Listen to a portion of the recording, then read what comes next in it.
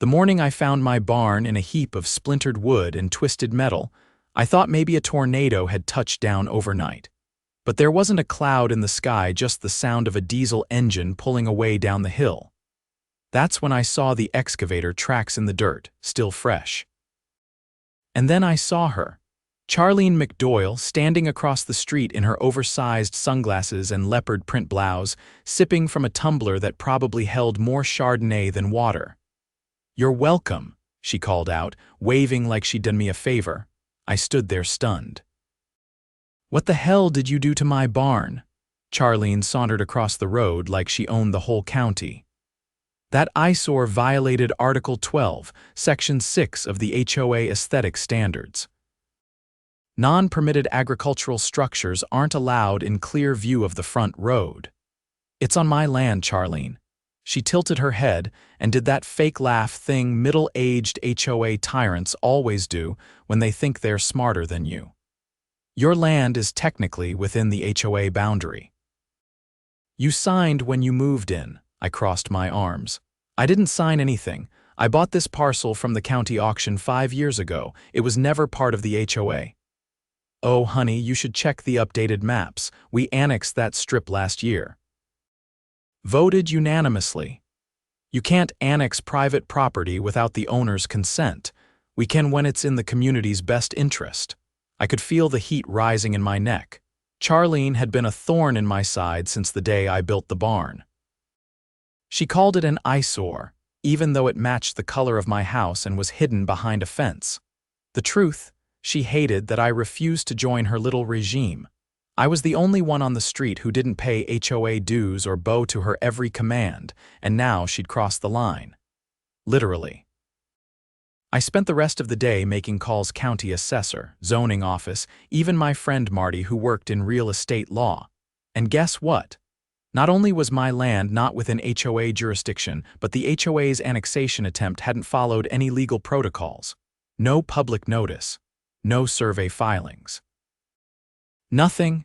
But that wasn't even the best part. While digging through property records, Marty found something strange. Apparently, when the developer first parceled off this area, there was a clerical error. A 3-acre triangle of land smack in the middle of the subdivision was never transferred to the HOA. It still belonged to the original developer's trust, which had dissolved. And guess who picked it up at a tax lien sale 2 years ago? "Carlson," Marty said over the phone, "you own it." And right there, on that 3-acre triangle, sat a certain overdecorated mansion with 4 pillars, a koi pond, and a woman named Charlene McDoyle sunbathing in a lawn chair like she was queen of the cul-de-sac. I looked up at the ruins of my barn. "Oh, Charlene," I said, staring toward her house. "You just started a war you can't win." HOA story HOA stories Homeowners Association stories. I drove to the county recorder's office the next morning, paperwork in hand, pulse steady. The front desk clerk, a young guy with a buzz cut and a coffee mug that read "Not My Circus," barely looked up when I slid the documents across the counter. "I need a certified copy of this deed and parcel map. And I want to file a notice of ownership on the parcel listed here, Tract 14, Section 3B. He gave me a sideways glance when he saw the tract number. "You sure about that?" he asked. "That's the land right in the middle of the Briar Glen development. I'm sure." He stamped the papers without another word.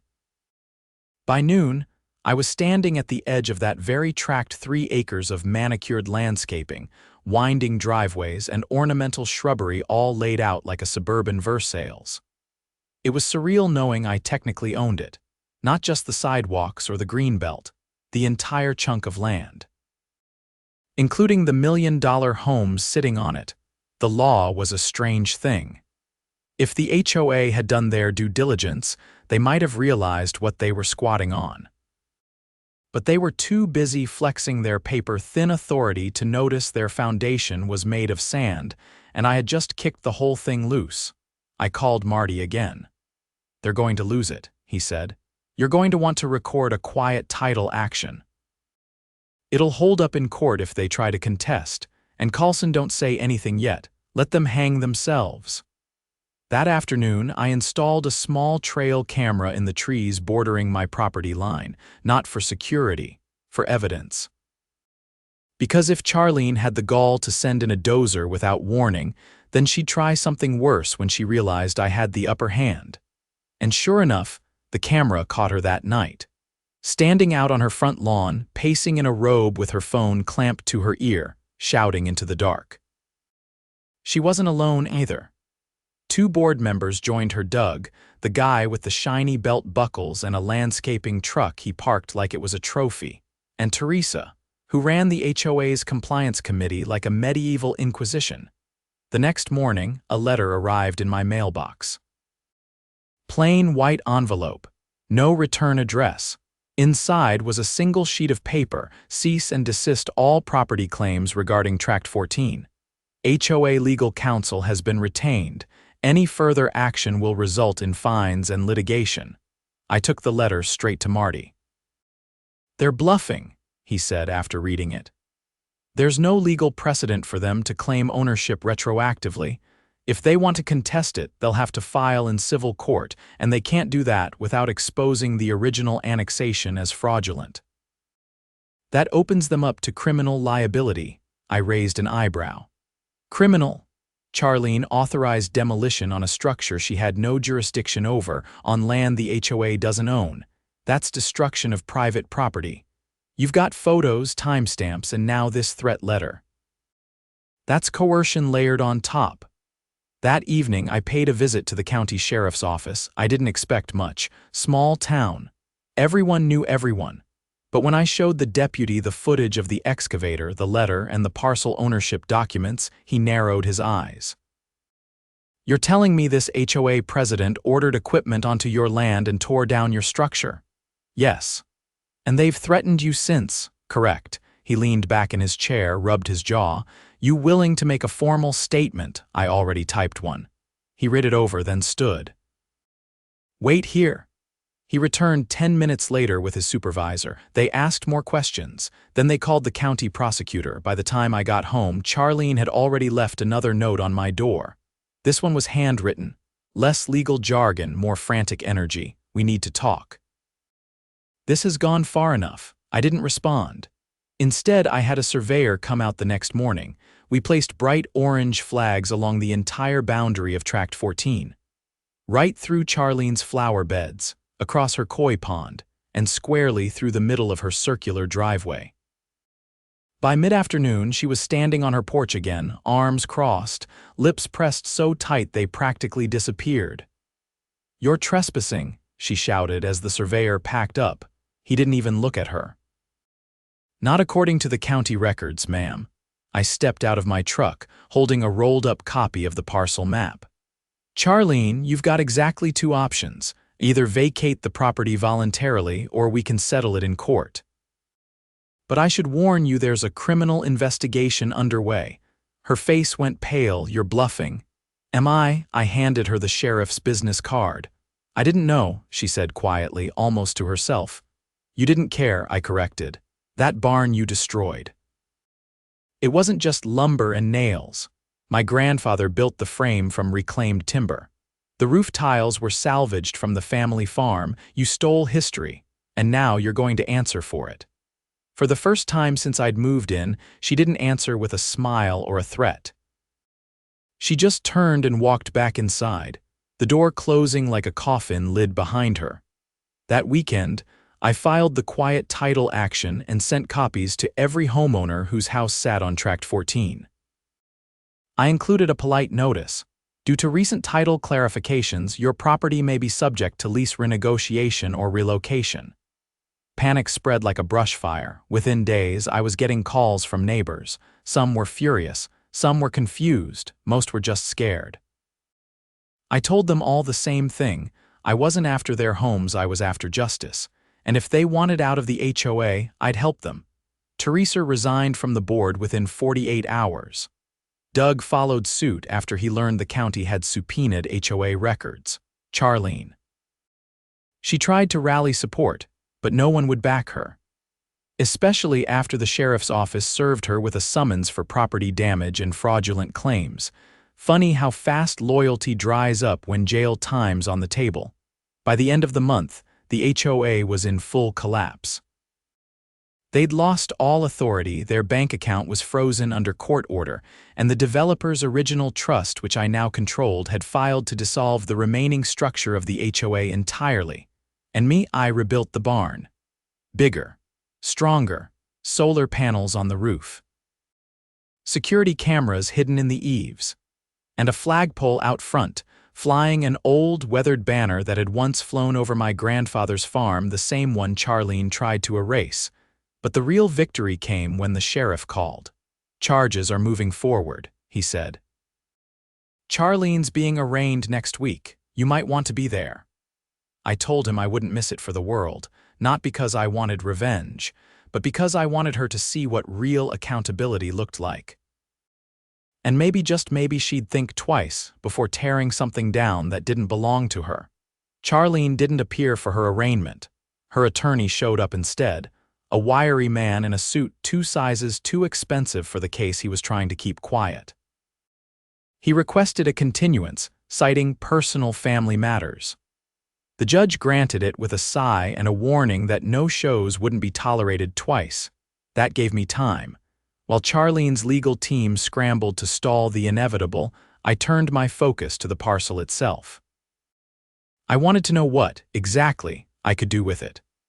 Owning the land under someone's home wasn't just symbolic, it came with a set of oddly powerful rights. I met with a land use attorney in the next county over, someone who had no ties to Briar Glen or its residents. She studied the documents, cross-referenced tax records, and tapped her pen against her notepad before leaning back in her chair. If the homes were built without a valid land transfer, then the structures are technically encroachments. You could file for ejectment, or charge rent, or convert the title to a leasehold estate. I raised an eyebrow. Even though they've lived there for years, possession doesn't override ownership unless they can prove adverse possession, which they won't be able to. Not with the HOA misconduct now public record. "The court will side with you." She paused, then added, "But I'd recommend a different approach. Use this leverage to dissolve the HOA entirely. Offer to sell back the land under their homes for $1 on one condition." "What's that?" "They agree to permanently terminate the HOA charter." It was a brilliant move. I'd never cared about collecting rent or forcing anyone out. I just wanted to make sure Charlene's empire crumbled so thoroughly that no one could rebuild it. I called a meeting. Not a formal one, no newsletters, no community bulletin boards, just a sign posted on the community gate. "Important property meeting. Carlson's front yard. Saturday at 4 p.m. That day, 32 residents showed up. Some looked angry, some curious.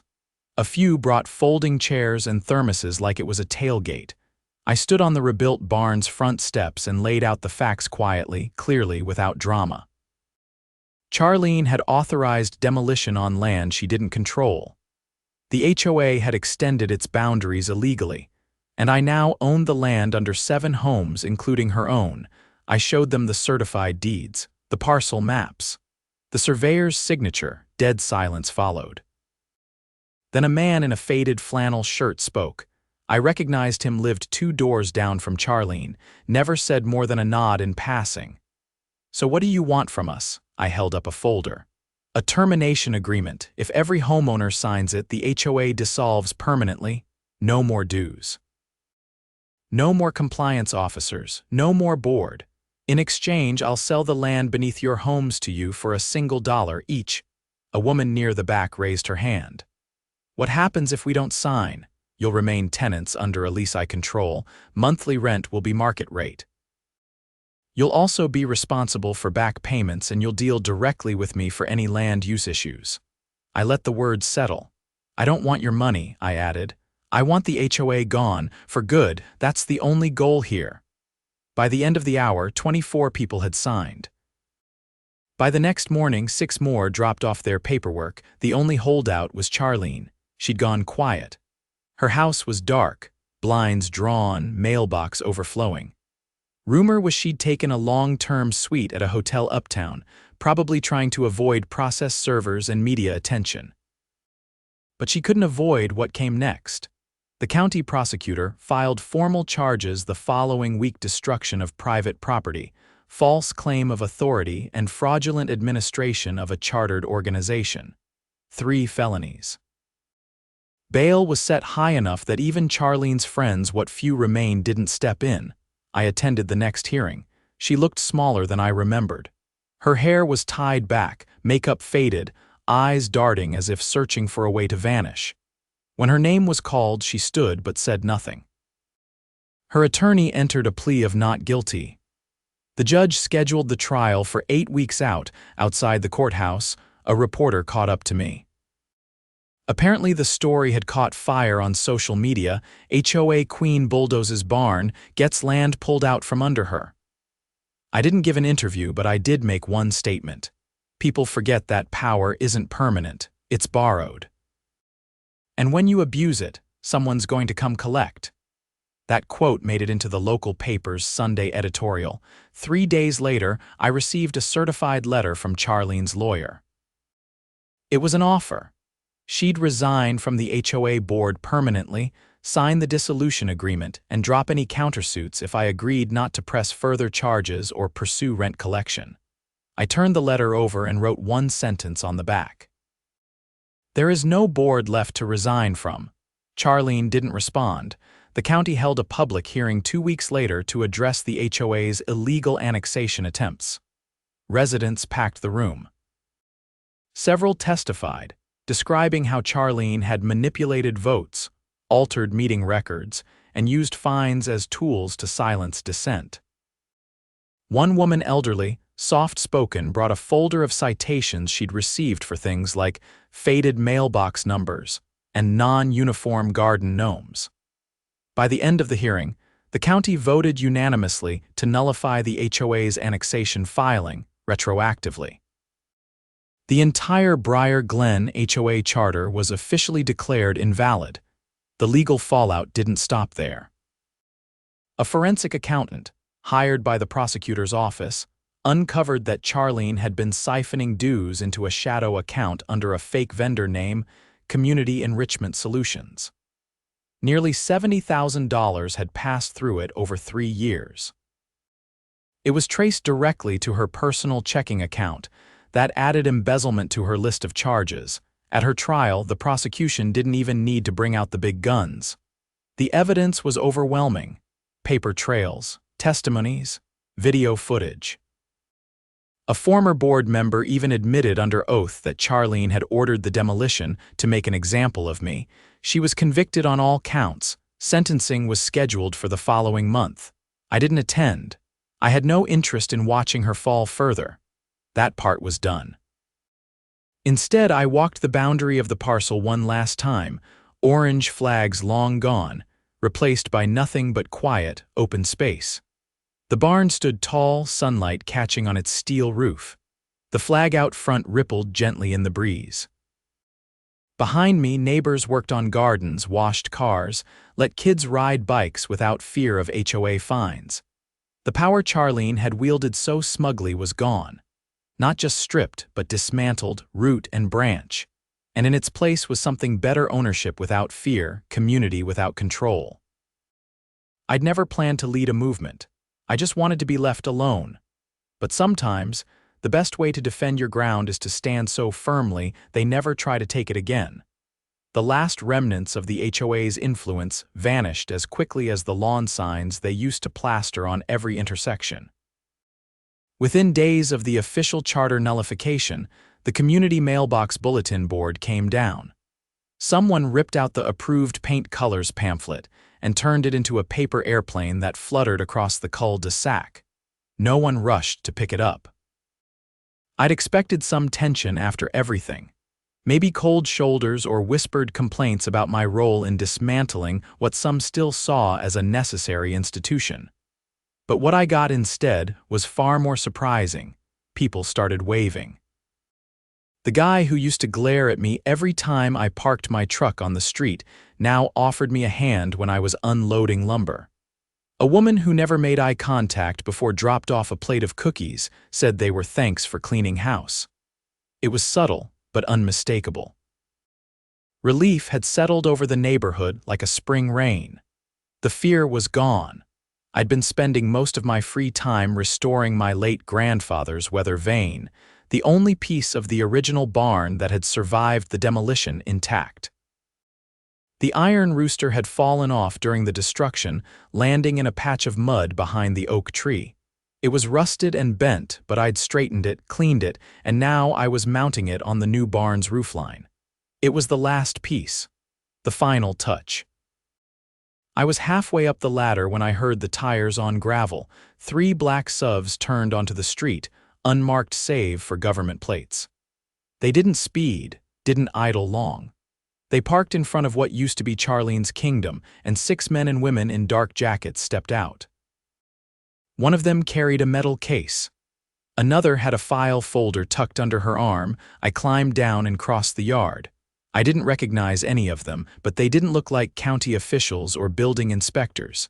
These people were federal. The tall woman with the file folder gave me a nod. "You Carlson Ray?" "Yes, I'm Agent Delaney. This is a joint task force between the Department of Justice and the IRS. We're executing a federal warrant on the McDoyle property." My eyebrows lifted. "For what?" She flipped open the folder just enough for me to glimpse the words wire fraud and tax evasion.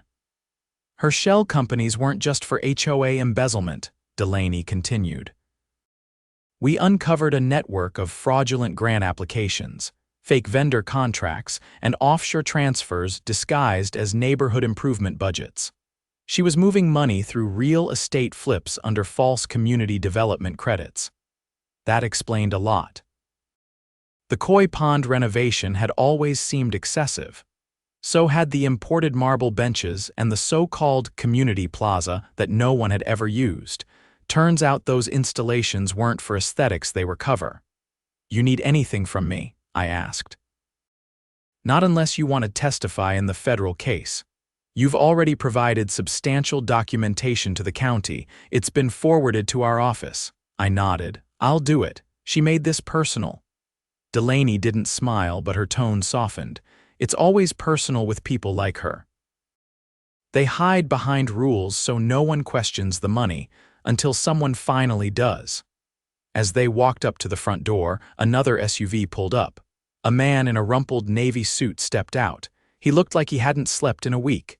He carried a briefcase in one hand and a phone in the other. "Federal receiver," Delaney explained.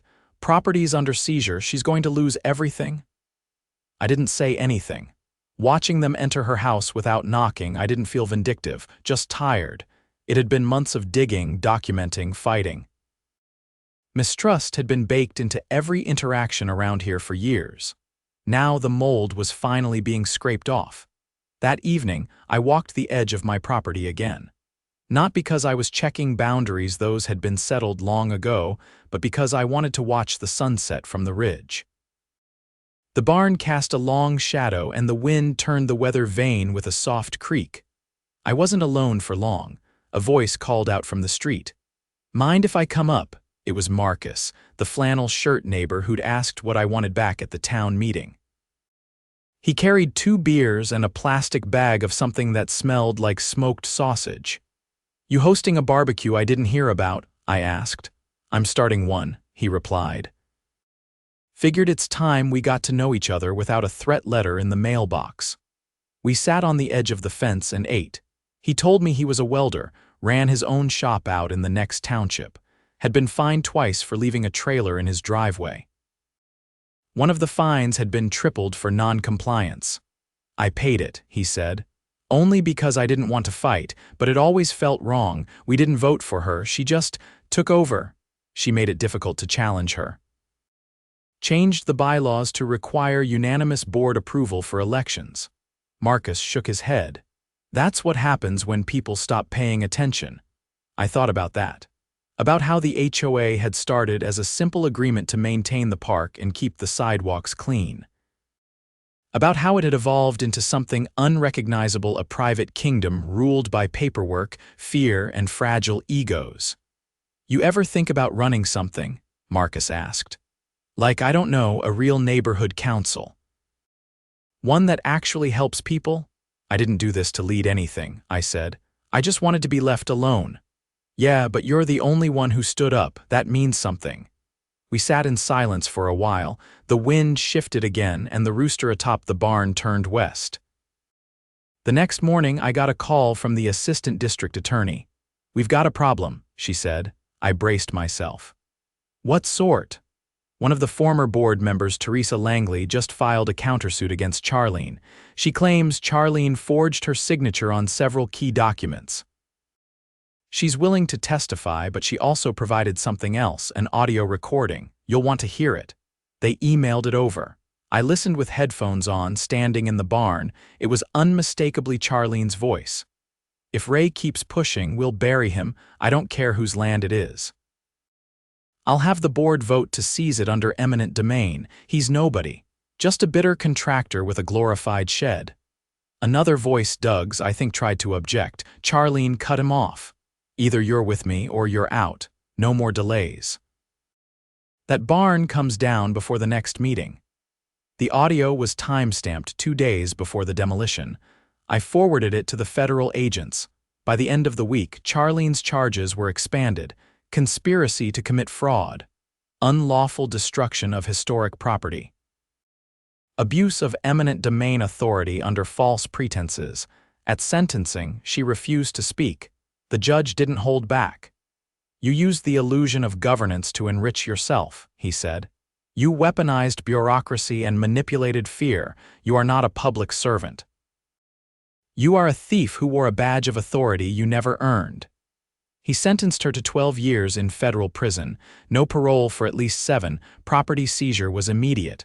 Her assets were frozen. The marble benches were auctioned off. The koi pond was drained, sold to a landscaping company in the next county. Her mansion, listed publicly, proceeds going to restitution. The barn stood untouched. Months passed. The neighborhood changed. Without the HOA, people painted their houses whatever colors they wanted. Some lawns got a little scruffier, others more vibrant. Kids chalked on sidewalks without being scolded. A man down the street built a chicken coop and invited the block over for fresh eggs. And me, I turned the barn into more than just storage.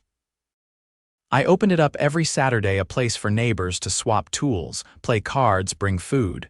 No dues, no rules, just community. The rooster on the roof kept spinning, always pointing toward whatever came next.